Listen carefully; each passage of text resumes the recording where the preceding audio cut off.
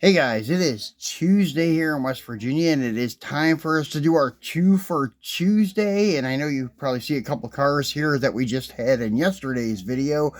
And as promised, we're unboxing that two pack of quarter mile legends from Johnny Lightning. And all the cars you have in front of you right now, these are from Hot Wheels. And these are cars of Dick Landy and Sox Martin, the two that are in the Johnny Lightning two pack. So they're going to be our stars for today.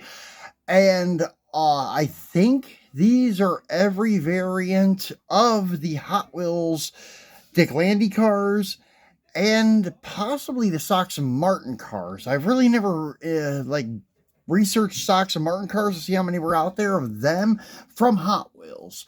But I think these are the only two, the Duster and the Barracuda. There's a different wheel variant that I was going over the other day of this car, but that's about it. Now, Dick Landy, I'm 95% sure these are all of the Hot Wheels available of him. They have this one, which I think was the first one. This is your 100% 63 Plymouth that was released back in the late 90s, like 98, maybe upwards of like 2001, something like that. But yeah, this is a very cool casting. It's a Max Wedge car with cross ram, aluminum front end car, and one of only, I think, like six that were built in the world back in 63 for the real car. And I know these are pretty limited, and finding one in this condition is very, very rare, because usually the rubber bands ate through the paint, unfortunately. Not many people broke them out of the display case and took that off because nobody really anticipated that that would happen. So luckily I found a clean one. Then the next one to come up was this guy here. This is Dick Landy's 65 Dodge Coronet altered wheelbase, and this is one of the first releases of this casting back in 2009, I believe it was 2009 or 2010. The copyright on this is '08, so this is probably in the first 30 car set, the 2009 series, since it's copyrighted for '08. There were four of these in the original series, two in the 30 car set and two in the 25 car set, I believe. So yeah, this could have been either year. But anyways, that was the second one. And then the next two came up in 2011 in the vintage racing series. They only made a handful of drag cars in that series. They dedicated that 30 car set to NASCAR, Trans Am, and drag racing. And I think they did like 10, 10, and 10, or that's what I wanted to do maybe. But Trans Am, I think, was the one series that was least represented of the three. Drag racing, there were a few. They did two darts, two challengers, and a few others, a Camaro, a Mustang, and yeah, I can't recall the others, and two Dusters. Yeah, that's right. So, yeah, they may have done upwards of 10 drag racing cars. The sad thing about the darts and the challengers were the right side. I'm sorry, the left side, the driver's side. This side here that I'm holding up of this one, and then this of this one, they stuck to the cards. I don't know why, but the two darts, the two challengers, the CUDA of Dan Gurney, the AAR CUDA that was from the Trans Am series, the 66 Chevelle NASCAR of Smokey Unick, and then the Mercury, I don't know if it was Montego or what it was, of Darrell Waltrip, number 95. And I think there was like one or two others where the paint stuck to the cards. Those case or two cases, they had some packaging errors where they put the cars in too soon and the cards stuck to the paint. And finding like perfect examples of them are almost impossible. I lucked out on this Challenger. This Challenger is basically flawless. I've never seen one this clean. And if I was somebody just getting into vintage racing, I would probably buy them loose. I look for in the future that loose mint is going to be more desirable and worth more money than carded ones. Because the carded ones could be totally shot on the driver's side. But if you're never going to open them, you'll never know. So it's kind of contradicting.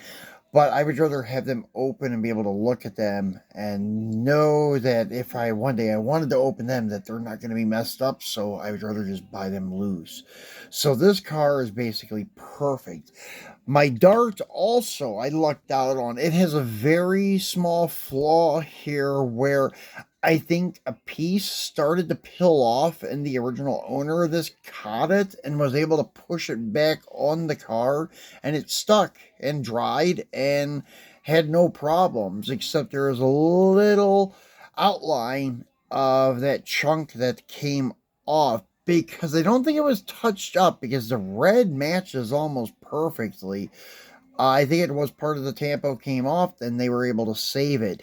So this is also one of the finest examples of a Dart that I've seen. I have the other two, the Dragon Lady or Drag On Lady and the Continental Shaker Challenger, and they both have little tiny pieces missing of tampo on the driver's side. Nothing that major, so it's actually not too bad. It's acceptable. And then the Dusters, they, I think, were going to have problems, but because they had really thick fender lips, it kind of kept the side away from the card, so it wasn't so bad. The only thing that happened was sometimes the fender lip on the driver's side had some tampo missing, and that would have been about it. And then the Sox and Martin stuff, going to them. I'm not sure if these are the only two examples, with this having two variations that are out there from Hot Wheels. They could have had some stuff in the Hall of Fame series or something like that. I don't think so, but it's possible. But today, the thing we're unboxing is from Johnny Lightning. So, Johnny Lightning has a lot of different variants of Sox and Martin vehicles out there, a ton of them. For Dick Landy, I don't think there are too many. I think there's this and a 64 Dodge that doesn't look too bad. I have the one of Mr. Norm. They're a little bit under scale, a little bit small for 164, but still not too bad. But if you're building a diorama like my dealership, they look a little out of place. That's why I put it in the showroom to kind of distance it from other vehicles, so it kind of fits in a little. That's like this Superbird. It's a little bit underscaled, so if you have it with some other vehicles, it may look a little odd if you're building a diorama. But if you're just paying tribute to people, like playing like a wall of homage to some racers or something like I'm doing, then it's fine. But anyways, this is a perfect replica of a Superbird. They did a beautiful job on this car. I just wish it was true to scale, but the like body lines and all the dimensions for whatever size this would be is pretty nice. It's actually maybe like a 168 or I wouldn't say 170, maybe 167, 168, something like that, because it's close, but still noticeably off. But yeah, the body lines, the details, everything are perfect on the car. And their Challenger by Johnny Lightning is pretty much true to scale for 164. That's the thing about Johnny Lightning. Sometimes they're right on and sometimes they're way off. So this one's kind of in the middle. It's not way, way off like their 64 Dodge, but it's still off a little bit. This one is almost perfect. So anyways, this gives you some fun facts, legendary facts they call it. So we're gonna start with Dick Landy, and they have his nickname. Dandy Dick Landy is one of the most famous drag racers of all time. Backed by Dodge with a powerful Hemi under the hood, he dominated in stock, super stock, and AFX class throughout the late 1960s. And we just showed you pretty much all of those cars. He started in a Plymouth, as you've seen, back before the Hemi. In 63, they were running the Max Wedge. Okay, so about Ronnie Sox and Buddy Martin, along with mechanic Jake King, formed one of the most famous drag racing teams ever. They were most known for their dominant super stock Plymouth vehicles in the 60s and 70s. Ronnie Sox is also known for being one of the best stick shift racers of all time. And this is another fun fact that probably a lot of guys don't know, but Grumpy Jenkins, the guy that is notable for Chevy, he actually started in a Mopar with his racing and then went into Chevy after. So that's something a lot of guys don't know. But yeah, let's get these guys off the card and take a look at them. And they will tell you about like some of the other two picks that are available. I'm trying to fit that in there. There's a James Bond, which is okay, but it's just not my cup of tea. It may be some of your guys's, though.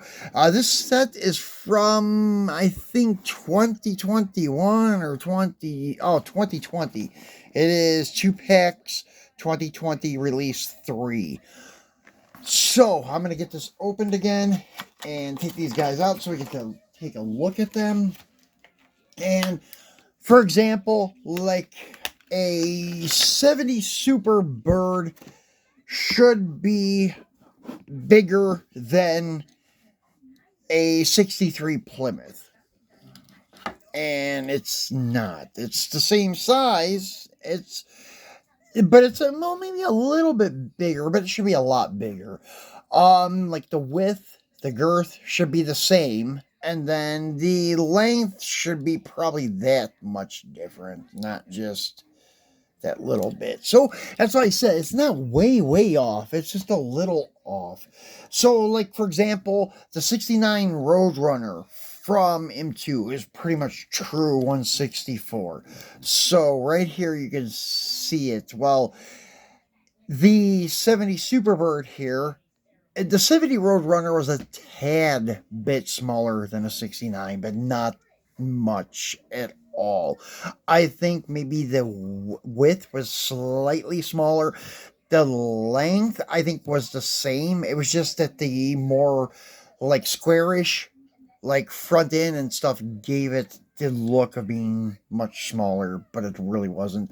So as you can see, it's about the same length, but the nose cone should be sticking out there. So really, it should be like that much longer. So as I said, it's not way off. But yeah, this is a beautifully done casting. Like the tampos, everything is there. The Kragers look really good. The Firestone white leather tires. Maybe the back tires, the slick, should have been a little bit bigger. But that would have been about it. The paint job and tampos for a Sox and Martin car are damn near perfect. They're beautiful. So yeah, Johnny Lightning did a great job with their 70 Roadrunner, or 70 Superbird. I just wish it was true to scale. That would have been great. But it's still not bad. Now the Challenger here, this is very nicely done. And give me 1 second, and I will show you guys the example here. We all know that Auto World claims to be 100% true to scale. So here's a 70 Challenger from Auto World and 70 Challenger from Johnny Lightning. And it is pretty much the same size.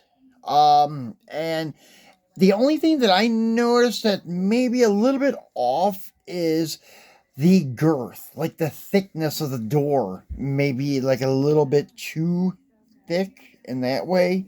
like the height of the door, maybe a little bit too much on the Johnny Lightning. So just the proportions are slightly off, but the scaling is pretty good, and most of the details are pretty good. So I can't complain too much about it. Because it does fit in okay in a diorama. Because even like Green Light, sometimes their proportions and like the girth of some of their vehicles is a little bit off. So this is a Dick Landy paint scheme that you do not see very often. It I don't know if it was only run in special events back in the early 70s, or if this was like the 1970s scheme and this would have been the 71 scheme, but this is also a 70 Challenger, as you can see by the grill and tail lights. They're both 70s. And it's another thing, Hot Wheels is definitely not true to scale either, but their Challenger is pretty close. It's a little bit small, but it can fit um in a diorama decently. But yeah, this is a nice replica of the Dick Landy Challenger with this paint scheme. And I think this is the most common one that we can remember. But most of his cars were usually silver. That's basically all we seen back in the 60s was silver. And then by like the late 60s, it was starting to get a little bit more vibrant with some blue and red stripes. Then by 70, it went to white and as the base paint for the Pro Stock Challengers. So, guys, that is it for today. I hope you enjoyed it and learned a little bit about the history of these guys, and also learned a little bit about the die cast and about their scaling and size and what they look like next to one another. I will be back again on Friday, as usual, the Free It Friday, and we are going to probably unbox a Team Transport with the new 33 Willys pickup. That's my favorite of that case. There was a Porsche and a Mercedes. I had the Mercedes, I sold it. The Porsche I didn't even get, and the Willys I definitely kept. It's already in my display case. Love that truck. It looks great, especially this new variant, and we'll crack that open for you guys on Friday. So thanks for watching, guys, and I will see you on Friday.